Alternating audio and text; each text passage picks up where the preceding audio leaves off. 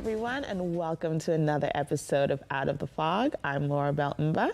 Tonight, you'll be joining me to dive into Out of the Fog's vault to an episode back to 2014, where Erin Sulley has a wonderful chat with longtime host of Land Sea, Pauline Thornhill. Sit back, relax, and let's go.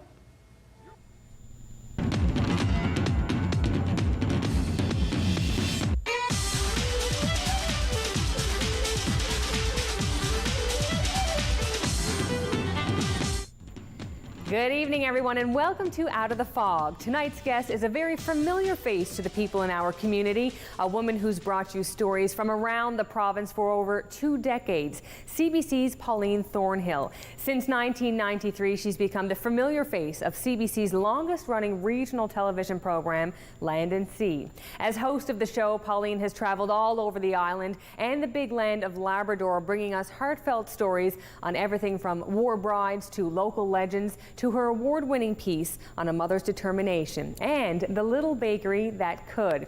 As part of Land Sea's 50 years on air, her efforts to bring attention to Newfoundland and Labrador's history and culture have made a significant contribution to our province. Tonight, Pauline tells us her story. We find out what drew her to the art of storytelling and her most memorable moments on the show.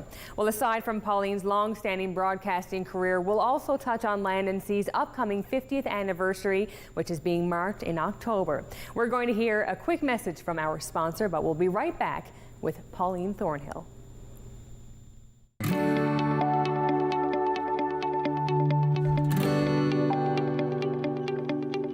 You're watching Rogers TV St. John's. Hi, I'm Carl Wells, getting ready to record another edition of Carl Wells Point to Point. It's a program where I chat with members of our community and they talk candidly about their lives and careers, from their earliest dreams to their greatest triumphs. I think you'll find it informative and entertaining. Please join us for Carl Wells Point to Point, right here on Rogers TV.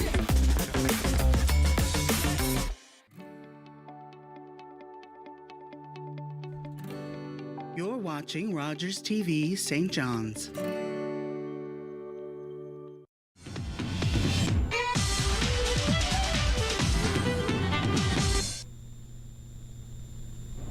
Welcome back to Out of the Fog. Pauline Thornhill has become a household name for many people throughout our province with her gift of storytelling through CBC's highly popular program, Land Sea. Tonight, we hear her story, the journey of a young woman from Baillargeon to host of CBC's longest-running regional program. And, of course, we welcome her now to our studio. Pauline, welcome to Out of the Fog. Thank you. A household name? A household name. I think that's very true. Yeah, you're very kind. You're very kind. Been on air for a couple of decades now as host of Land Sea. But I want to go back many moons ago. Of course, you were raised in Baillargeon. Did you spend your entire childhood there? No, I was actually born in Toronto, believe it or not. Mom and Dad, back then, a lot of Newfoundlanders go out west now, right, to make their fortune. Back then, a lot of Newfoundlanders went to Toronto. So Mom and Dad, who are both from here, Deering Peninsula, when they got married, they moved to Toronto for a while, and myself and my brother were born there. But then, like most Newfoundlanders, they had to come home. So we came back to Baillargeon, where my dad's actually from, when I was about, I don't know, 5 or 6 or something. So, yeah. All right. So where did the in terms of journalism, where did that idea come from? Is that something that you've always wanted to do? Were your parents storytellers? Or? No, that's funny actually. That idea came from my mother, because I wanted to be a veterinarian. I'm an animal lover, right? And we were in the living room one night, and the Fifth Estate was on, and Adrian Clarkson was doing some doc about something, right? And Mom looked at me and said, Pauline, why don't you think about that? You'd probably be good at that. And I remember my reaction was, oh, Mom, a reporter. Reporters are so rude. But I'm not a reporter anymore, so. So yeah, it kind of, and also too, the fact of the matter was I wasn't very good in biology. So veterinary college or that program would have been pretty challenging for somebody who wasn't good in biology. And I was pretty good in English. I love to write. So So did everything for you in terms of journalism? I mean, you want to be a veterinarian, and so you took your mother's advice and you did pursue that. yeah, and it kind of, like I said, I was gravitating toward English and writing anyway. So it was just, but it was my mother who actually planted the seed. It's true. Right. So you grew up as an avid watcher of CBC. Would you say your house? Well, we kind of had to, because out home in Bail Argent then, you could only get 2 channels. It was CBC and NTV, and NTV was often really fuzzy and staticky. So it was, a lot of times it was CBC or nothing. So you started in 1986? In 1986, You started reporting as, well, for Here and Now. That's right. I spent 6 years as a reporter with Here and Now before I started, well, before I got this job. And was this always, even when you were reporting for Here and Now, what was it like for you in terms of that transition into being the host of Land and Sea? Were you always kind of looking for that role, saying that's something I'd like to work up to, or how did that happen? Totally. I never ever imagined it would even be possible, right? Because even when I was in the newsroom, I always kind of gravitated to the human interest sort of stories, like the feature pieces, as opposed to the hardcore news or politics. Like that didn't interest me as much. So I was always gravitating to the kind of programming that Land and Sea did. But back then, I mean, I just figured, never in a million years, right? Well, I had the opportunity to work for that show, and then when I did, it was like, I was the first, I was pinching myself. It's like, is this real? Because first I started off just contributing. The show was canceled in '91, then it came back, but when it came back, Dave Quinton had left the CBC, so the other host, Bill Kelly, needed some help. So I just contributed. A couple of shows the first season, 5 shows the next season. And then Bill, God love him, had to leave CBC for health reasons.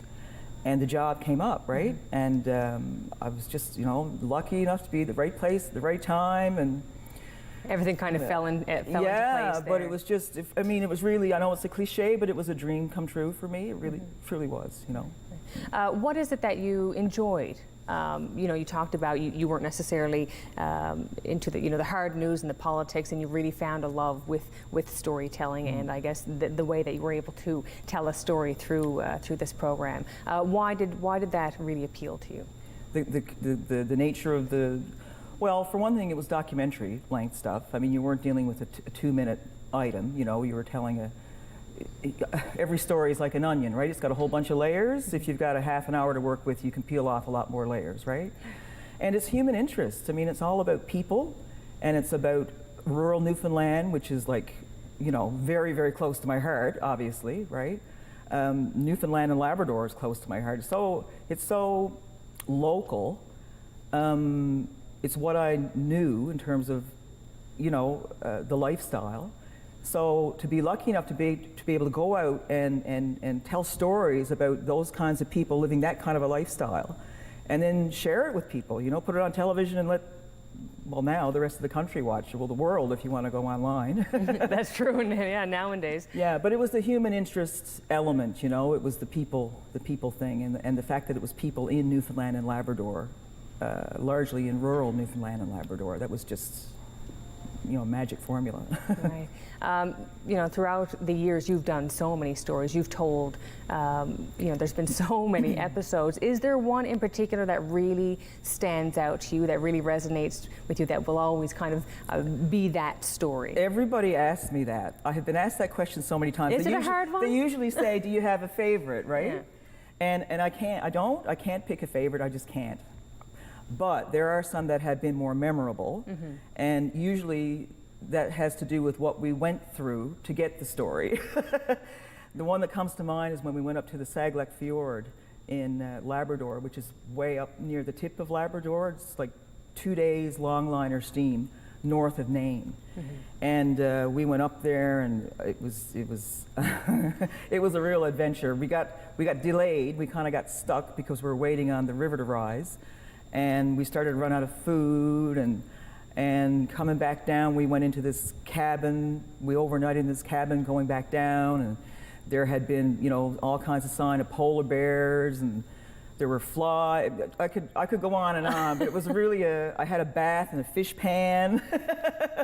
It was really an adventure, So those are the ones that I find are most memorable, where you, like I've often said sometimes, somebody should do a show on us trying to do a show, because some of the stuff that happens behind the scenes you'd never believe, right? Right.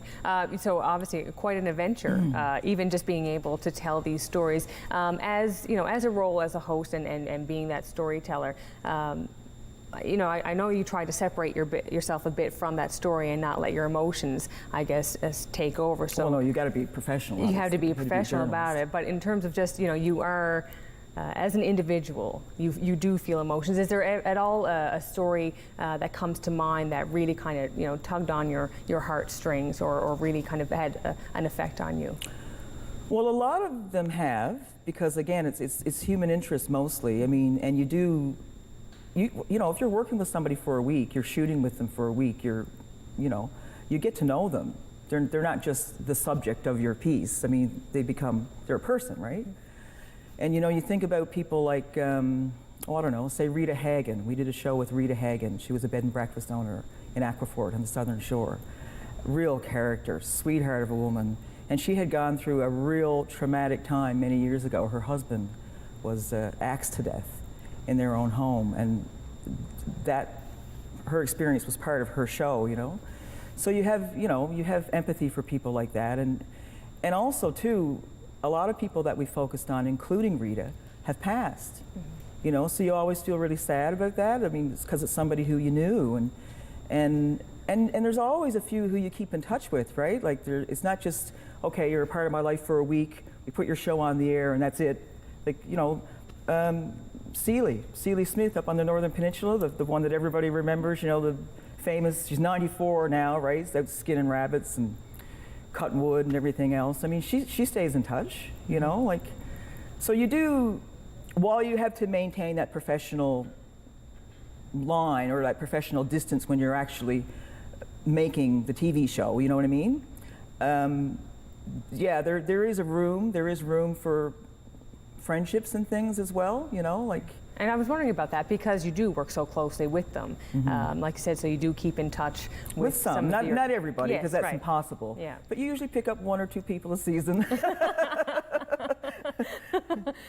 You know, there's only so many episodes that you do throughout the season. I'm just wondering, is it hard to narrow down what exactly you're going to pick for each season? Because I'm assuming there's so many stories to be told. Well, that's actually that's a cool thing, because people have said to me sometimes, you know, where do you come up with the ideas, right? I mean, you know, Land Sea's been on the air for almost 50 years now. I mean, that's a lot of shows, that's a lot of ideas. But the beauty of it is, and this has a lot to do with the province we live in and the people who live in it, you never run out of ideas. There's always a running list of ideas, right? Like, I've run out of time, right? And I've run out of budget.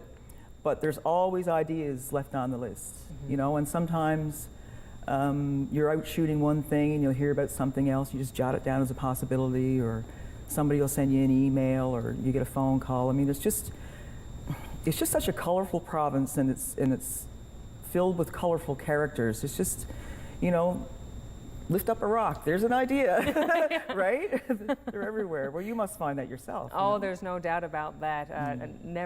There's just an endless list of stories to be told. When you do go out, and I mean, I know that you line your interviews up, and obviously you talk to them beforehand to set it all up. But when you're sitting down and you're doing that one-on-one discussion, are you at all surprised, you know, over the years after doing so many episodes, of how open people are here in our province? I mean, we're known as natural storytellers and kind of, you know, as having open doors, but does it ever surprise you that, you know, people just genuinely want to sit there and tell you their story? No, because partly of what you said, I think it's in our nature, generally speaking, anyway. And the other thing is too, I mean, Land Sea, like, we deal with real people. You know, we're not very rarely dealing with a politician or a business person or somebody who's out to network, or, you know what I mean? Like, these are like genuine grassroots people, ordinary people who are doing often extraordinary things, but they don't even realize it because it's just their life. Like Celie on the Northern Peninsula, right? You know, that's just her life. Yeah. So I think that's partly why people are so open and just so willing to tell their story, because they don't have any hidden agenda, you know? It's just, sure, come in the kitchen, you want a cup of tea, right? Yeah, one bowl of soup. I bet you never leave with an empty stomach, do you? No, I was skinny 20 years ago. It's true. It's true. This is, this show obviously is taking you to, all the nooks and crannies around the province. Just tell us a little bit about that. You spoke a little bit about the adventure, but the places that you've been able to see and really show everybody else. Yeah, it's funny. Before I got this job, I knew, in terms of what I knew about Newfoundland, I knew the route from St. John's to Bay Largent, right? Which is largely, the Trans-Canada Highway to Goobies, and then down the Burin Peninsula Highway.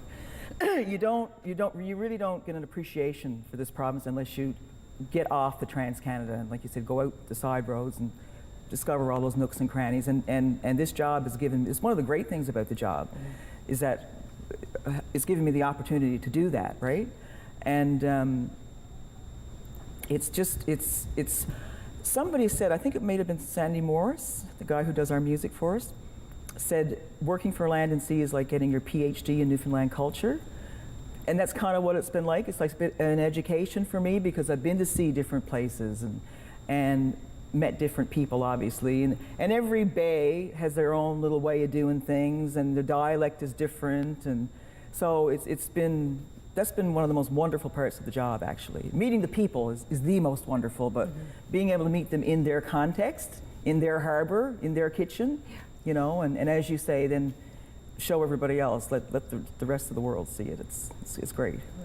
Right. What are some of the challenges, I guess, that you've come up against? I know you spoke to bringing back the adventure again, but when you say, running out of food or, bathing in it. No, we weren't starving or anything, right? No. All the Vienna sausages were gone.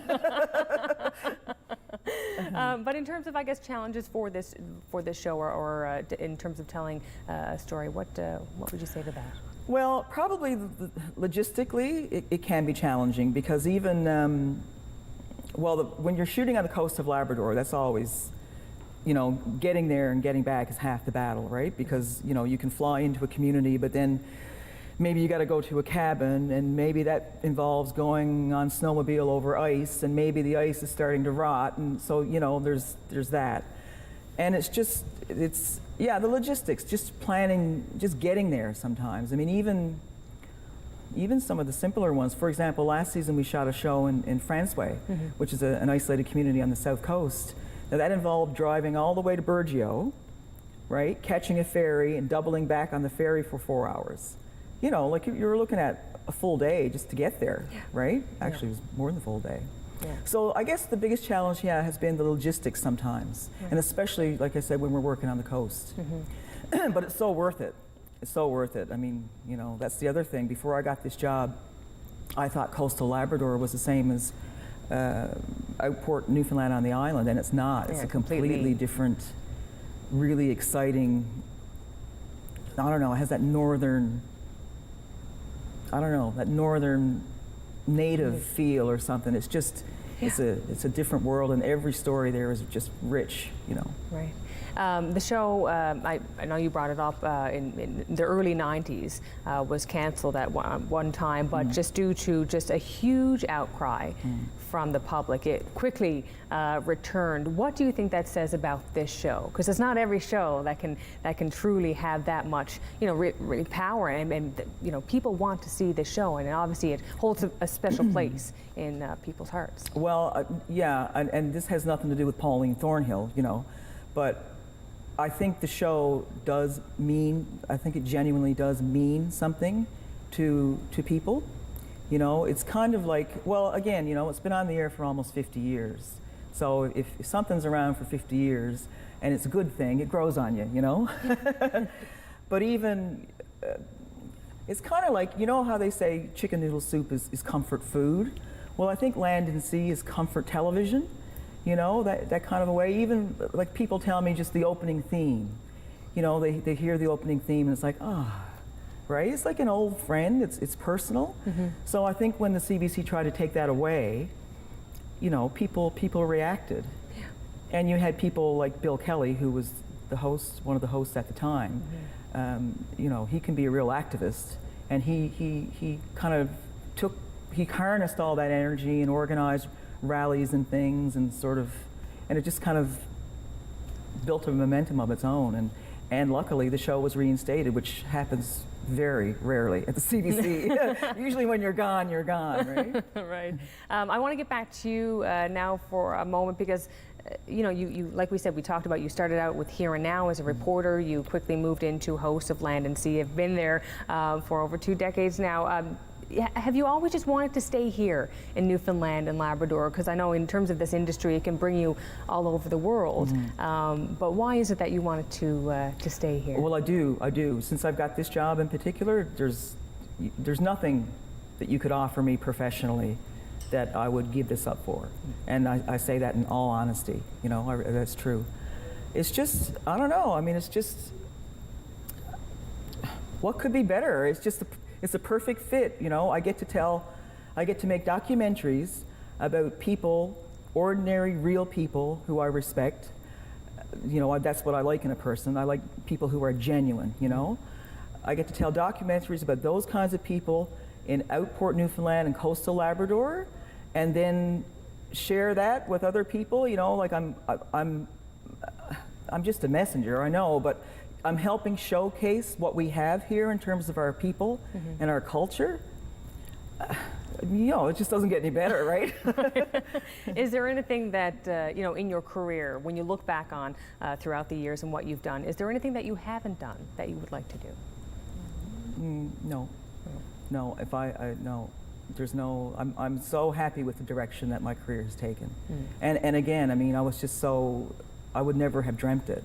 You know, back in 85, or no, I'm sorry, in the late 80s, I mean, if somebody would have said to me, do you think you'll ever get to be the host of Land and Sea? I mean, it just wouldn't have even, that would just been like the ultimate, you know, right up there with winning the lottery. Yeah. So you've reached your top.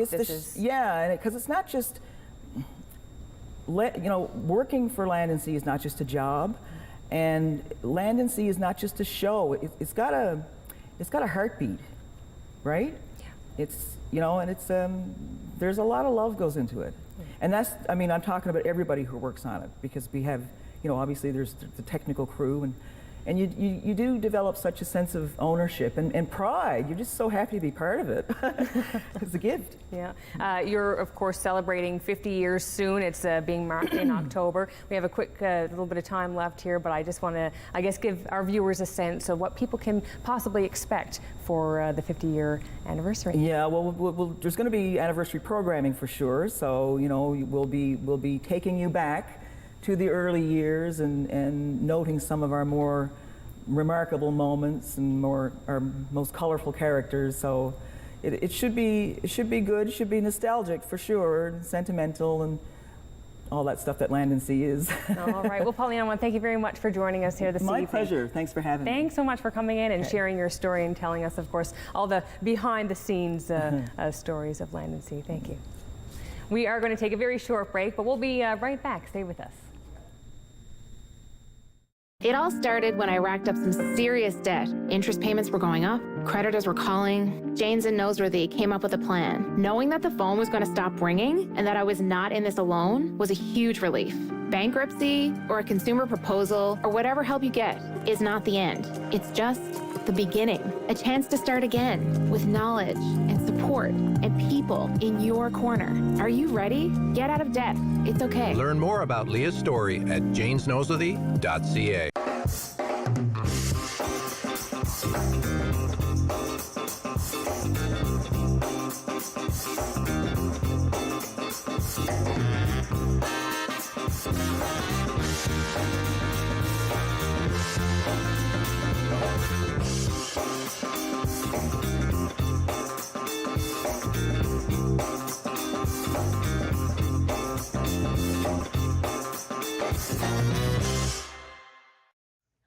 I hope you enjoyed that episode all the way back from 2014. It was great to take a look back into Land and Sea. Thank you so much for joining us, and have a great evening.